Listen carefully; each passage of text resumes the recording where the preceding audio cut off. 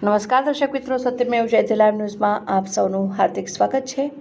Highway ઉપરથી કપુરાઈ પોલીસની ટીમે 118 પેટી વિદેશી દારૂનો જથ્થો ભરેલ બિનવારસી કન્ટેનર ઝડપી પાડી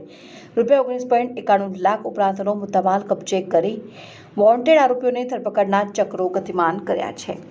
મળતી માહિતી અનુસાર કપુરાઈ પોલીસ સ્ટેશનની સર્વેલન્સ ટીમને બાતમી મળી હતી કે કપુરાઈ ચોકડીથી વાઘોડિયા ચોકડીની વચ્ચે રાજસ્થાન પાર્સિંગના એક કન્ટેનરમાં વિદેશી દારૂનો જથ્થો છે, જે આધારે પોલીસે બાતમી મુજબના સ્થળે તપાસ કરતા ચાય સુટ્ટા બાર દુકાનની બહારથી એક કન્ટેનર બિનવારસી હાલતમાં મળી આવ્યું હતું અને કન્ટેનરના દરવાજાનું લોક તોડી દરવાજો ખોલી ચકાસણી કરતા તેમાંથી ભારતીય બનાવટનો વિદેશી દારૂનો જથ્થો મળી આવ્યો હતો। પોલીસે અલગ અલગ બ્રાન્ડની દારૂની ₹9,91,200ની કિંમત ધરાવતી